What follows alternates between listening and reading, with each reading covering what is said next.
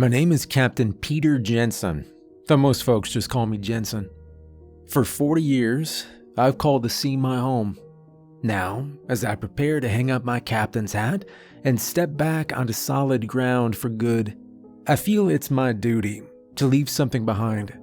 Not for my crew, no, most of them have their sea legs by now, but for the rookies who will follow. Rig 32 is no place for the foolhardy or the unprepared, and if my stories can keep just one greenhorn from making a fatal mistake, then I'll consider this guide worth writing.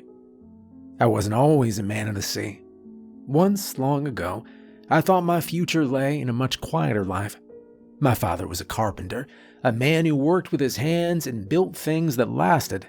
I inherited his knack for crafting, but I wasn't interested in making chairs or fixing roofs. I wanted something bigger, something wilder. The sea called to me, as it does to certain people.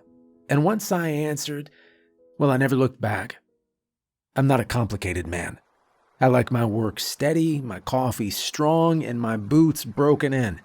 I've got no use for neckties or crowded offices with buzzing lights. I've always preferred the open air, the sounds of waves against steel, and the quiet satisfaction of knowing I'm part of something bigger than myself. Running an oil rig isn't glamorous work, but it's honest. Requires discipline, grit, and a willingness to face whatever the ocean decides to throw your way. And believe me, she has her moods. I've spent most of my life out here, watching the sun rise and fall over endless water. The routines of the rig suit me. There's comfort in the predictability of a shift, the rhythm of maintenance checks, and the hum of machinery. But there's a flip side to it too. The isolation can wear on a man, and the quiet can turn heavy. You've got to learn how to carry it without letting it crush you. Not everyone can. Now about Rig 32. It's a colossal thing. A metal island in the middle of nowhere. Officially, we're in the South Sea, though our exact location changes with the currents and the company's orders. The rig has seen its share of storms, and she's weathered them all. She's built for it. The men and women who work here, well, some of them are too, others aren't. The crew changes often. Some last a few months, others a few weeks. The turnover is high, but I suppose that's to be expected. Life out here isn't for everyone. The work is grueling, the weather unpredictable. And the ocean, she's as beautiful as she is unforgiving. You do well to remember that. When you arrive, you'll be given a silver pin. It's small, round, and engraved with what looks like a sea monster. You're to wear it at all times, no exceptions. Most rookies don't think much of it. They figure it's some kind of company tradition or a way to identify workers in an emergency. That's partly true, but there's more to it than that. You'll understand soon enough. The rig operates under strange circumstances. For one, none of us knows exactly who owns it. Sure, there's a name on the paycheck, but it's generic. A holding company, nothing traceable. Before you start, you will sign a non-disclosure agreement. Standard stuff, but the rules that follow, they're not written down. You'll hear them from the veterans, piece by piece, until they become second nature. And that's why I'm writing this guide, to fill in the gaps and tell you the things that don't make it into the safety manuals. This is not a place for careless mistakes. People have been lost out here. Some to the waves, others to, well, things we don't talk about. There are forces at work in the South Sea that defy logic and reason. I've seen things I can't explain, and I've heard stories from men I trust that would make your hair stand on end. But I'm getting ahead of myself. Before I dive into all that, let me start slow. You're new here after all. Take it one step at a time, and maybe, just maybe, you'll find your footing. Life on the rig is hard, but it's honest work, like I said. There's something gratifying about it, though most people would never understand. Out here, you live by routine. You wake up at the same time every day, put on your gear, and head out to do your thing. Some days you're in the engine room, checking gauges, and making sure nothing's about to explode. Other days, you're up top, tightening bolts or clearing debris off the deck. It is physical, demanding work, and by the end of the day, your muscles are sore and your clothes smell like salt and oil. But there's a kind of satisfaction in it that you don't get anywhere else. The food helps too. I've worked rigs where the cafeteria serves gray slop that could pass for dog food, but not here. On Rig 32, the meals are hot. The coffee actually tastes good. The beans come from Colombia. I don't know who's paying for that kind of luxury, but I am not about to complain. Every morning, there's bacon. Crispy and greasy. The kind that makes your mouth water before you've even gotten in line. Fridays are pizza nights, and they don't skimp on the toppings either. It's the little things like that that keep morale up. Out here, you learn to appreciate the little things. The sunsets are another gift.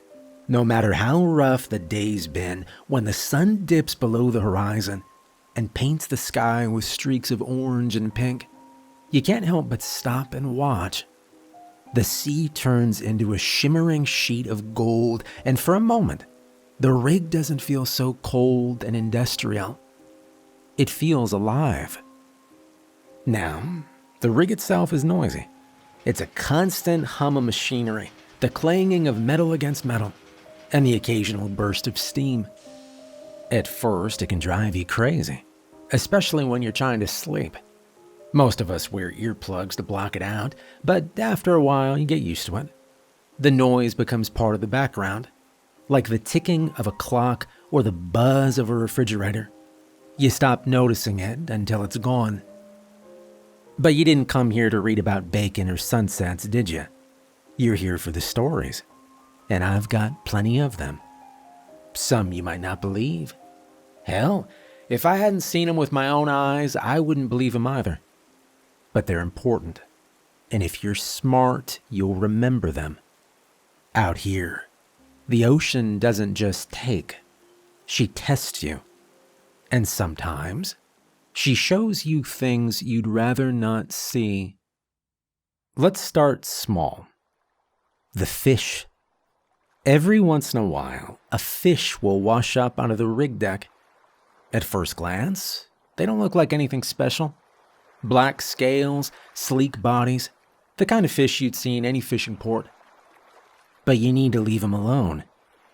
Don't touch them, and don't try to keep them as a trophy.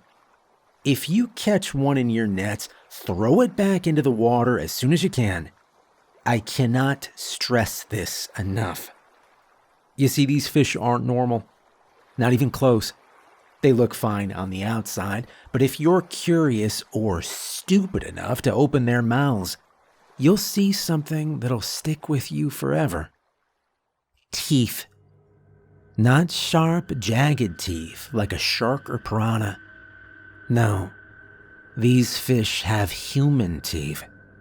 Straight, a little yellow, but undeniably human. I've seen plenty of strange things in my time, but there's something about those teeth that makes my skin crawl. One rookie decided to keep one once. Thought it was funny. "Look at this," he said, holding it up like it was a prize. We told him to throw it back, but he just laughed. Later that night, we heard him screaming. When we found him, he was curled up in the corner of his bunk, muttering nonsense and clutching his arm like it was on fire. He didn't stay long after that. No one ever does. And then, there are the salt statues. You'll only see them after a storm. I'm not talking about a little rain shower. I mean the kind of storm where the waves are so high, they slam against the rig like they're trying to pull it under. On nights like that, everyone stays inside. You don't step out onto the deck unless you have got a death wish. The wind howls, the rain pours, and the whole rig shudders under the force of it. It's a reminder of how small we are out here. Just a speck of metal in the vast, angry ocean. But when the storm passes and the sea calms down, that's when you'll see them. The salt statues. They're not always in the same place, but they're always there. Figures made entirely of salt, standing on the deck like they've been carved by the waves themselves. At first, you might think it's just a trick of the light, or maybe some kind of erosion. But then you'll notice the details. Arms, legs, torsos, and faces. Human faces. It's the faces that get to you. They're so detailed, down to the creases in the skin and the wrinkles around the eyes. But it's the mouths that really stick with you. They're always open, like they're screaming. Some of the statues have their hands outstretched, like they're reaching for something or someone. It's like they're frozen in their final moments. Whatever those moments were. We don't touch them. We don't talk about them. By midday, they're usually gone, dissolved back into the sea, or blown away by the wind. But they always come back, after the next storm or the one after that. I've asked myself 100 times where they come from, and I've never found an answer. Maybe it's better that way. So if you're out on the deck one morning after a storm, and you see one of them, don't go poking around.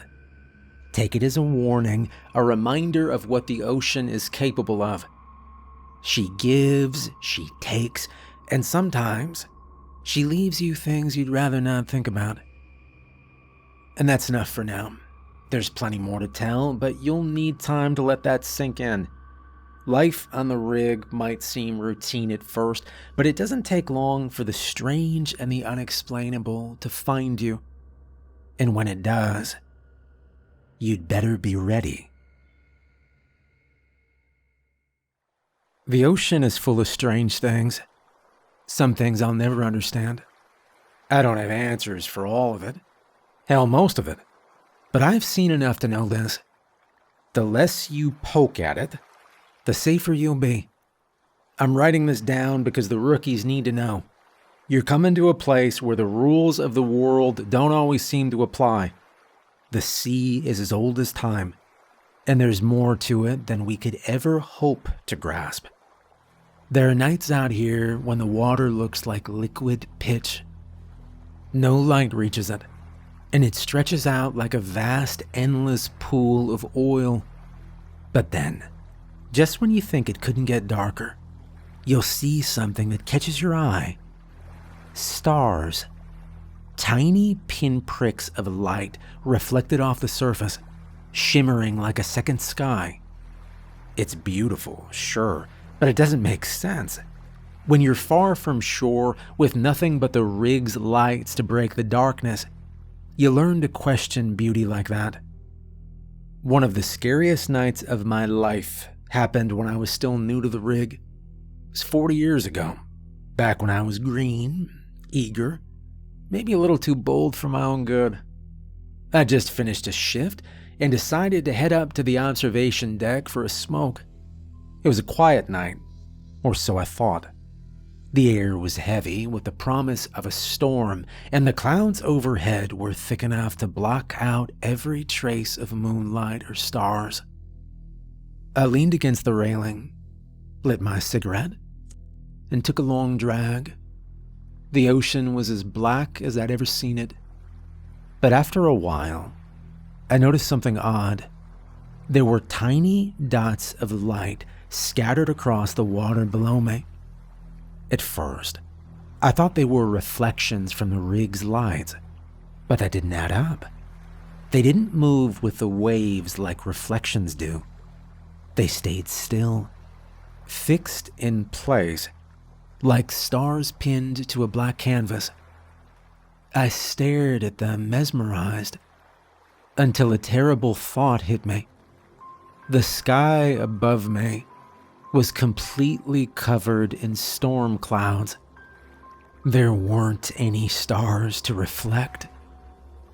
That was when I realized they weren't stars at all.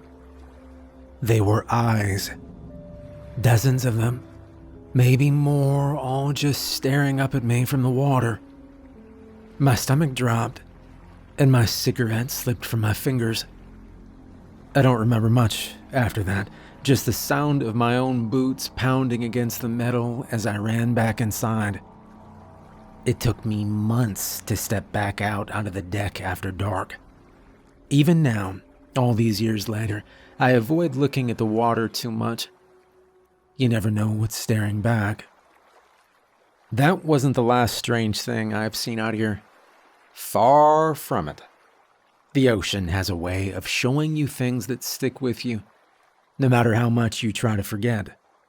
One of the things I can't shake is the ship. Every man on this rig knows about it, even if they don't talk about it. It only appears on stormy nights. You'll be out on the deck, fighting to secure the equipment or making sure everything's holding steady. And then you'll see it. A massive ship in the distance. It looks like something out of a history book, with big, tattered sails and a wooden hull so covered in barnacles, it's hard to tell where the wood ends and the sea begins. The thing moves through the water like a ghost, silent and smooth, no matter how rough the waves are. And you never see anyone on board. Not a single soul. The first time I saw it, I thought it was some kind of mirage. Maybe I'd been out in the sun too long, or maybe the stress of the storm was playing tricks on me. But when I looked around, I saw the same expression on the faces of the men beside me. They saw it too. We didn't say a word. No one ever does. But we all think the same thing. That's Davy Jones. You've probably heard the legend of Davy Jones, but if you haven't, let me fill you in. They say he's the captain of the Flying Dutchman, cursed to sail the seas for eternity. Some stories say he was a greedy sailor who betrayed his crew for treasure. Others say he was a man who fell in love with the sea itself and made a deal with the devil to stay on it forever. Whatever version you believe, the story always ends the same way. Davy Jones is doomed, and so are those who cross his path. Sailors have feared him for centuries.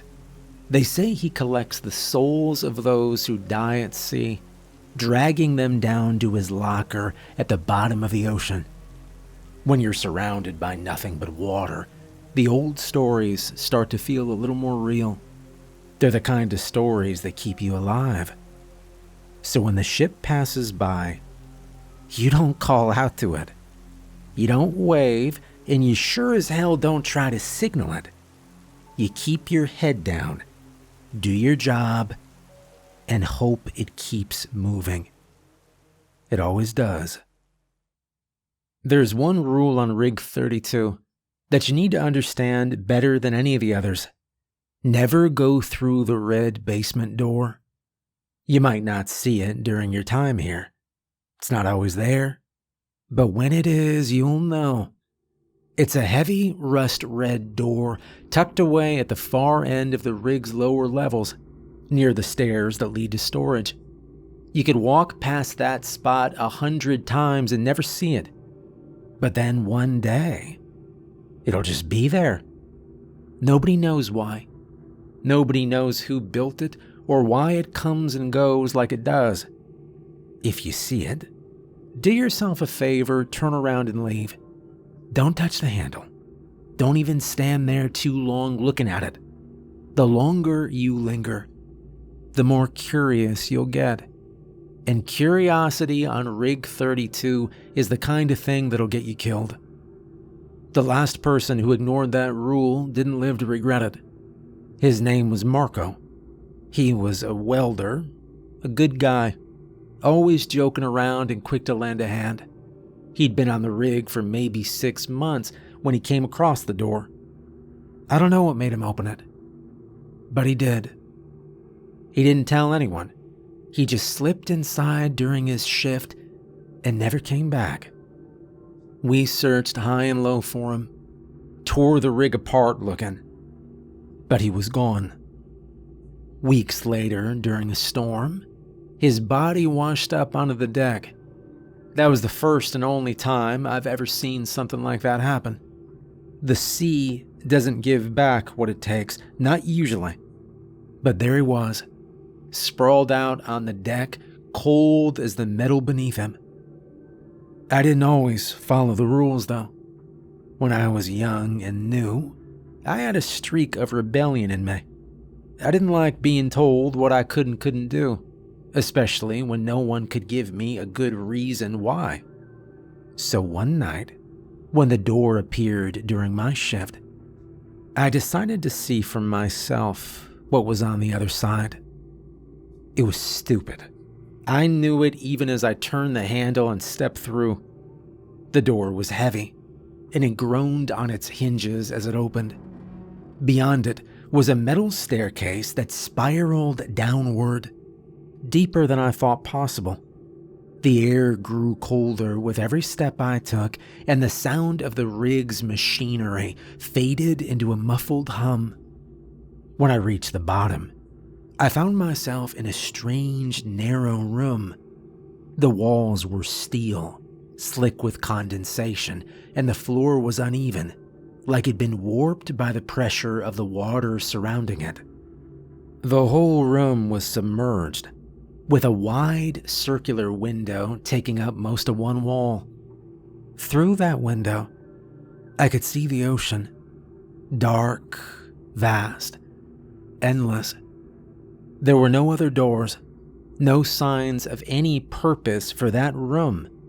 Just the red door behind me and the window staring into the deep. I didn't stick around long. The longer I stood there, the more I felt like I didn't belong. I climbed back up the stairs, closed the door behind me, and never looked back. The next day, the door was gone. I've only seen it a handful of times since then, and every time I give it a wide berth, I don't know what would have happened if I'd stayed longer. Or worse, if the door had disappeared while I was still inside. That's the thing about it. You can't trust it to stay where it is. It comes and goes on its own terms, and you don't want to be caught on the wrong side of it when it vanishes. I don't know why the door exists. I don't know who built that room or why it's here. Maybe it's part of the rig's original design, something left behind from a time when people didn't ask so many questions. Or maybe it's something else entirely, something that doesn't belong in this world. Whatever it is, it's not for us to understand. All we can do is stay out of its way.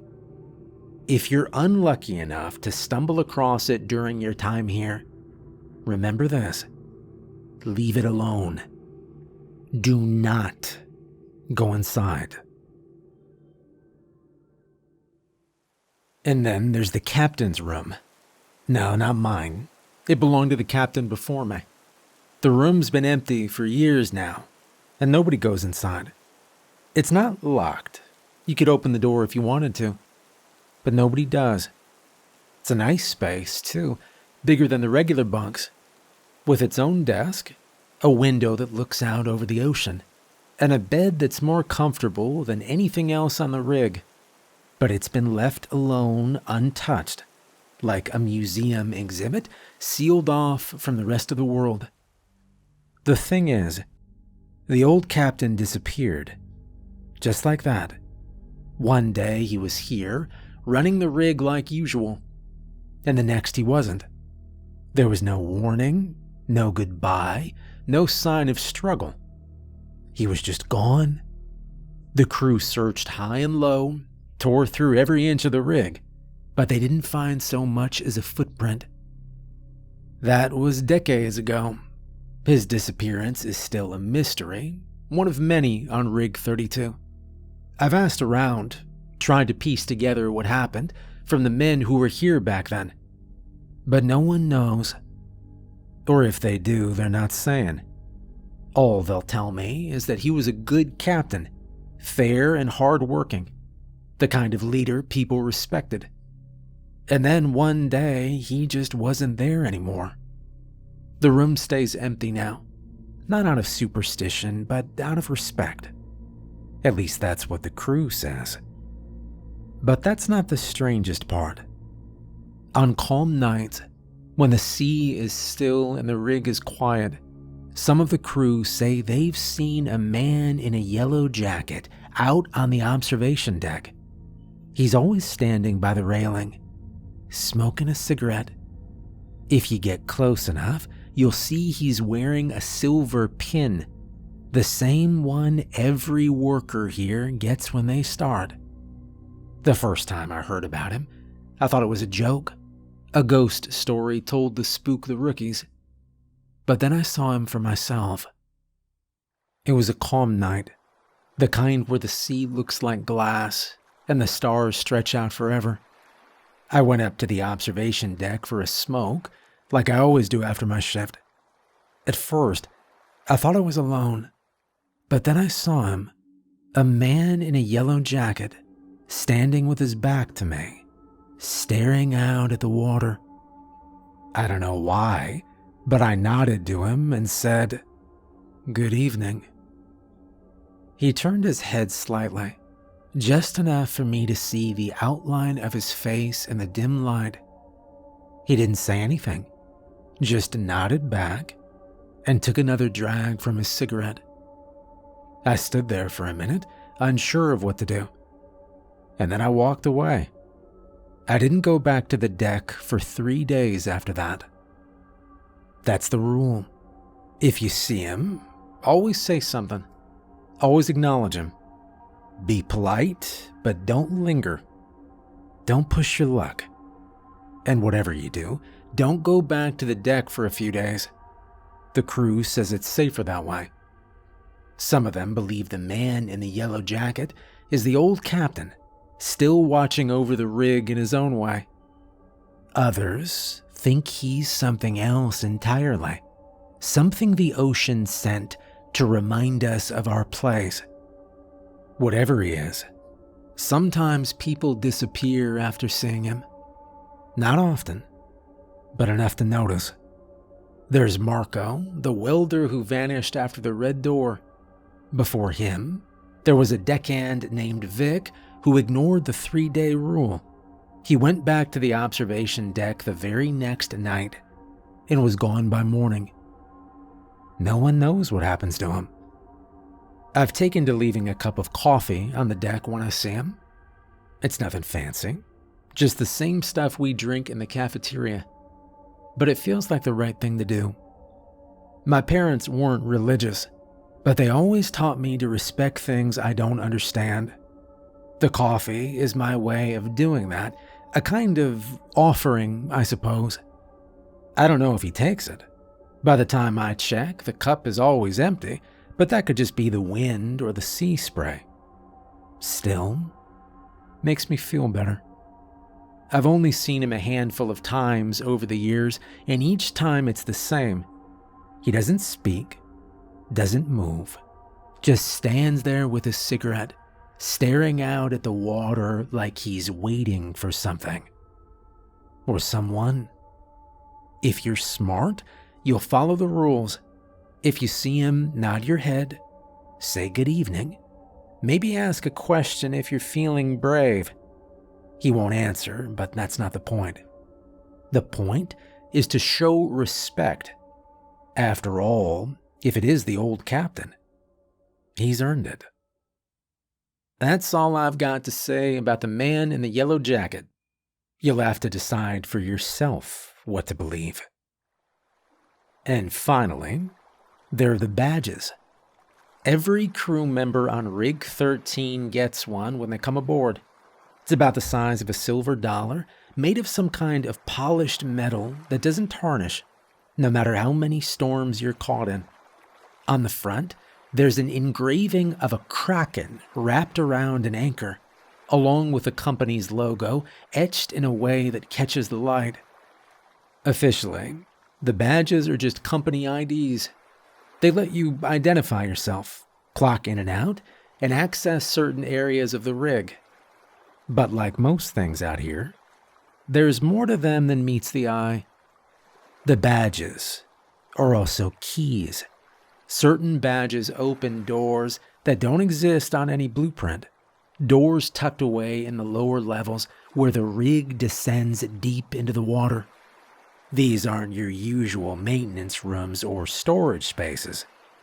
No one talks about what's behind those doors, and I don't think anyone really wants to know. There's something about them that makes your gut twist, even if you're just walking past. And then there's what's below the rig. We don't know what it is, only that it's big, bigger than the rig itself. It's not violent, not so far, but it's there. Sometimes when the rig groans, I can't tell if it's the machinery straining or if it's that thing in the depths letting out a low, guttural sound. Whatever it is, you don't want to get too close to it, and you don't want it noticing you. That's why we wear the badges. They keep us safe. At least that's what we believe. But the badges do more than keep us safe from whatever's down there. They also serve as a lifeline. If you ever find yourself thrown overboard during a storm, and believe me, you don't want to be in that water for long, the badge is your only chance at survival. It doesn't happen often, but when it does, it is something you will never forget. I've only seen it happen once, about 10 years ago. It was during one of the worst storms I have ever experienced. The waves were towering, slamming against the rig with enough force to make it shudder.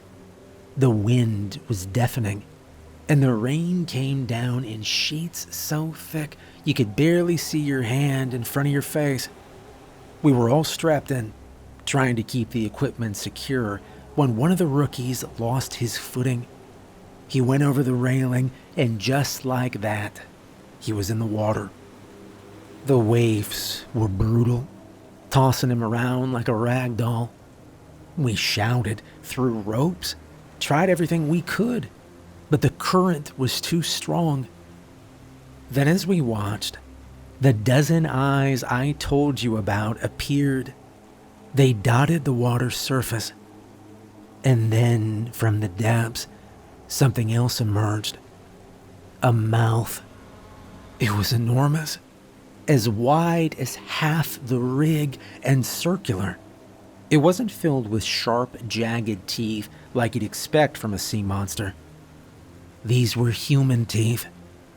Rows and rows of them, straight and yellowed, just like the fish we sometimes find on the deck. The mouth started sucking in water, creating a whirlpool that pulled everything toward it. And the rookie was doomed. We could see it in his face as he struggled against the current, his screams lost to the roar of the storm. He clutched his badge, holding it tight. And that's when it happened. The badge began to glow a light that cut through the chaos like a beacon. Out of nowhere, a kelpie appeared. It rose from the water like a figure from a dream, or a nightmare, depending on how you see it. It looked like a horse, but its mane was made of seaweed, and its eyes glowed. The rookie didn't hesitate. He grabbed onto the kelpie's neck and held on for dear life as it fought against the whirlpool. The kelpie's strength was unreal, and it managed to pull him out of the current, carrying him back toward the rig. We were there waiting, hands outstretched, and when the kelpie brought him close enough, we hauled him onto the deck. The kelpie didn't linger. As soon as the rookie was safe, it vanished beneath the waves. along with the kraken and its terrible mouth. The storm quieted not long after, like whatever power had been unleashed was satisfied and retreating to the depths. That's the only time I've ever seen something like that happen. But it's not the only story. Some of the crews say you can toss your badge into the water and make a kind of bed. You ask for help, and if whatever's down there likes you, it'll answer.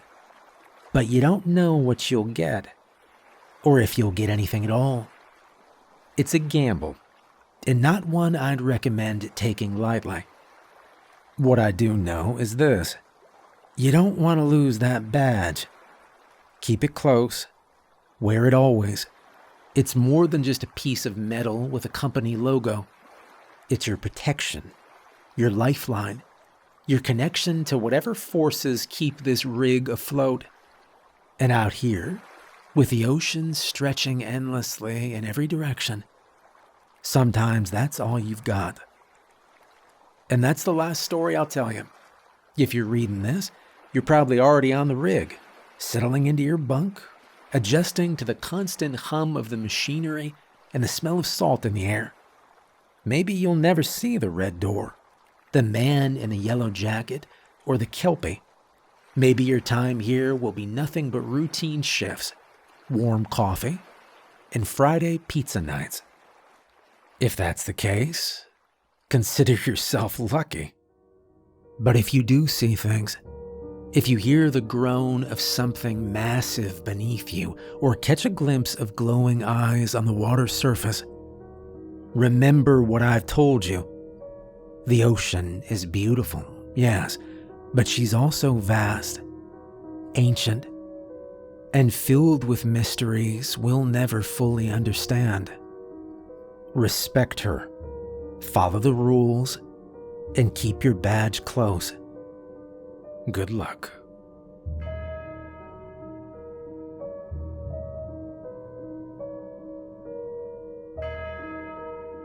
Hey, I'm Steve and I helped write this story, and it is part of a much bigger world we're building. I just wanted to say thank you for all the encouragement. It's been really fun to be writing again. If you like scary true stories, check out our second channel, Lighthouse, where I'm on camera and I tell and react to scary true stories all the time.